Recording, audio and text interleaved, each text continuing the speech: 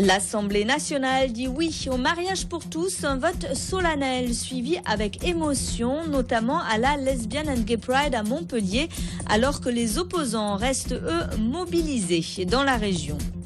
Contrôle renforcé sur le réseau TAM à Montpellier. En un an, la lutte contre la fraude s'est durcie. Le nombre de PV dressés a été multiplié par 3.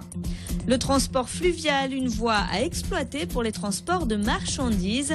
C'est l'un des axes de développement du port fluvial d'Arles à l'horizon 2030.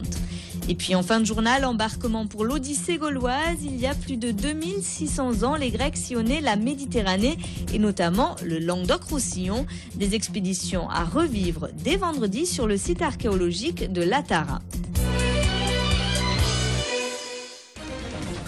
Le mariage pour tous adopté cet après-midi par l'Assemblée nationale. Le texte ouvre également l'adoption aux couples de même sexe, mais pas le recours à la procréation médicalement assistée. Le vote solennel fait suite à des mois de débats virulents sans l'éclore. Pour autant, les opposants au mariage gay et à l'homoparentalité restent très mobilisés, notamment en région. Reportage Olivier Roiron. Non, rien de rien. Non. Des chants, des lectures pour une veillée pacifique devant la préfecture de région. C'était hier soir. 150 personnes réunies pour réaffirmer leur opposition au projet de loi sur le mariage et l'adoption pour tous. Une action inédite à Montpellier à la veille du vote solennel à l'Assemblée nationale. Les opposants restent mobilisés et pas uniquement à Paris. Je suis pas d'accord, alors je le dis, parce que j'ai l'impression de ne pas avoir été entendu. Donc je continuerai de le dire et en fait on se rend compte que de plus en plus de personnes osent sortir du mutisme et osent dire ce qu'ils pensent. C'est dans la paix que l'on veut être présent, déterminé et montrer que par notre présence, maintenant on est présent vraiment sur les places publiques, on n'a pas peur de se montrer, que M. Hollande doit retirer sa loi. Et on sera là jusqu'au bout. C'est pas parce que la loi sera votée que la morale va changer et que l'importance pour l'enfant changera. Donc maintenant le combat continuera, pacifique, comme il a commencé, mais il continuera. Pour 331.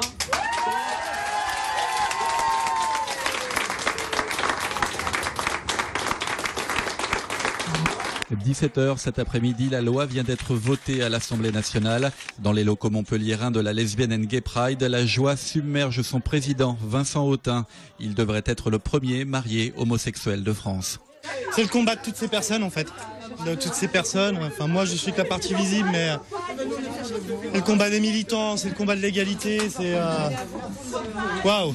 C'est vraiment un moment particulier, chargé en émotions. Je crois que on est tous très contents d'avoir franchi cette étape. Ça fait tellement longtemps qu'on attend. Il y a d'autres combats qui nous attendent, mais ce soir on va faire enfin la fête. Enfin, on a franchi une étape. Tu veux toujours te marier ? Et ben alors c'est parti. Je te donne rendez-vous à la mairie. Et le premier mariage gay devrait être célébré d'ici un mois à Montpellier, après l'avis du Conseil constitutionnel qui a été saisi par l'UMP et l'UDI. Les opposants au texte, quant à eux, n'ont pas l'intention de baisser les bras. Le mariage pour tous et après, alors que les couples gays en France ont désormais le droit de fonder une famille. Olivier Brachard a rencontré des parents de même sexe en Languedoc-Roussillon et en Espagne, où une loi ouvrant le mariage et l'adoption aux homosexuels a été votée en juillet 2005. Des parents comme les autres, c'est un documentaire à voir ce soir, 23h30 sur TV Sud. À Nîmes, le bilan positif du renfort apporté par une quarantaine de CRS entre le 20 mars et le 9 avril dernier. Selon la préfecture du Gard, le nombre de faits de délinquance a baissé de 21% à cette période par rapport aux 3 semaines précédentes. La demi-compagnie de CRS venue de Marseille a été déployée dans les zones commerçantes de l'Écusson et de la périphérie et dans les quartiers Chemin Bas d'Avignon et Mas de Mingue. 300 000 voyages sont effectués chaque jour sur le réseau de transport en commun de l'agglo de Montpellier, des trajets étroitement surveillés. Depuis un an à présent, la TAM a renforcé ses contrôles et affûté sa méthode de lutte contre la fraude, une stratégie qui s'avère payante. Vincent Pereira pour midilibre.fr. Messieurs, dames, bonjour. Contre titre transport, s'il vous plaît. La fraude dans le tramway et le bus représente une perte de recettes annuelle qui dépasse les 4 millions d'euros. Le manque à gagner, effectivement, fragilise l'économie générale du réseau. Donc créer une contrainte supplémentaire pour moderniser le réseau, financer les extensions de réseau, mais aussi ce qui fait partie du cycle normal de vie d'un réseau, c'est-à-dire le renouvellement du parc bus, le renouvellement du parc tramway, l'entretien des rames, la lutte contre la sécurité. Les contrôles sont effectués tout au long de la journée, du premier service au dernier, sur toutes les lignes, en fonction des statistiques recueillies. On est passé d'un contrôle, je dirais, en embarqué, en progressant dans la rame et en contrôlant tous nos voyageurs au fur et à mesure que nous les rencontrions, à un contrôle, je dirais, beaucoup plus renforcé, beaucoup plus fermé, systématique, sur chaque porte, à la descente, puis à l'intérieur des rames. Donc, la plupart des rames sont contrôlées en totalité. Il y a très peu d'échappatoires, voire pas du tout d'échappatoires pour les clients fraudeurs. Et là, pour une petite économie, ça peut coûter cher. Donc les mineurs ont 10 jours pour payer leurs procès-verbaux, alors qu'un majeur a 24 heures. Sinon, au-delà des 24 heures, il y a 18 € de frais de dossier en plus. Et au bout de 10 jours, ça passe à 38 € de plus. Mais que pensent les usagers de la présence des contrôleurs ? C'est bien parce que moi, vu que je les paye, c'est honnête que tout le monde les paye. Je ne suis pas souvent à Montpellier, donc quand je viens, je n'ai pas envie de prendre un abonnement alors que je suis là que pour 10 jours. Donc voilà. Quand on me prend, je paye et quand on ne me prend pas, je ne paye pas. Ça serait normal évidemment que tout le monde valide son ticket, mais bon, c'est pas une raison pour se comporter comme ça, quoi. C'est pas des repris de justice non plus. Ce nouveau type de contrôle a fait multiplier par 3 le nombre de contraventions. Suivant le mode opératoire, entre 50 et 400 PV peuvent être dressés chaque jour, soit une moyenne de 9000 par mois. Le trafic fluvial sur le Rhône, enjeu économique pour la ville d'Arles. D'ici une quinzaine d'années, les acteurs locaux espèrent doubler le trafic du port de la ville. Une hausse d'activité qui se prépare. La capacité de déchargement et de chargement va notamment être multipliée par 2. Plus de détails sur ce projet avec Alain Belon. Les berges du Rhône, situées à Arles, connaissent depuis l'Antiquité la batellerie. En 1983, un port fluvial est construit à proximité de celle-ci et devient alors la porte d'entrée Rhône-Saône. Aujourd'hui, il traite 500 000 tonnes de fret conventionnel.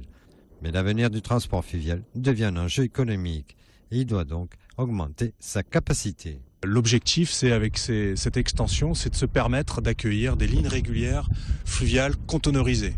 Le principe étant le transport de marchandises dans des conteneurs, qui est un mode de transport en soi très polyvalent et qui permet de passer d'un mode de transport à un autre très facilement. Pour cela, le port aura un linéaire de 100 mètres supplémentaires et une nouvelle plateforme de 15 000 mètres carrés. Pour les acteurs économiques, le transport fluvio-maritime va créer une dynamique pour l'économie locale et régionale. Le port se développe à la mesure de la logistique. C'est-à-dire qu'on a un atout majeur avec le fleuve et la capacité d'atteindre la mer ici à Arles et des axes routiers qui sont tout à fait favorables également à proximité. Vous avez parlé tout à l'heure de Sud-André Distribution qui est une entreprise arlésienne de référence dans les engrais. Eh bien, tout est à faire aussi. Actuellement, les engrais, il en arrive à 7 à 40, il en arrive sur le port d'Arles aussi, mais toute l'axe Rhône-Saône consomme l'agriculture en Bourgogne, consomme des engrais. Un pont va être construit afin de favoriser les arrivées et départs de marchandises. Il aura aussi la particularité de pouvoir acheminer des pièces lourdes et imposantes, venant surtout de la métallurgie locale. Les perspectives d'ici 2030 est de doubler le trafic existant. 2012, année noire pour le Languedoc-Roussillon, du moins en ce qui concerne l'emploi et le développement économique. C'est ce qui ressort du bilan annuel publié par l'INSEE aujourd'hui. 5500 emplois salariés ont été détruits l'an dernier dans la région, dont 2500 dans le seul secteur du bâtiment. La crise qui frappe une nouvelle fois les plus fragiles, un emploi détruit sur 5 est un emploi intérimaire. On a une année qui est pas bonne du tout en termes de destruction d'emplois et d'augmentation du chômage. On arrive à 250 000 demandeurs d'emploi en fin d'année, plus 10%, c'est considérable. Quelques bons résultats liés à l'économie productive, comme on dit, l'économie qui fait de l'exportation, et puis un peu aussi l'économie présentielle liée à la présence des personnes. Mais globalement, quand même, une année qui est vraiment une année creuse pour l'économie nationale et du Languedoc-Roussillon en particulier. À quoi sert l'ADN? Une question à laquelle on tente de répondre depuis une quinzaine d'années à l'école de l'ADN de Nîmes.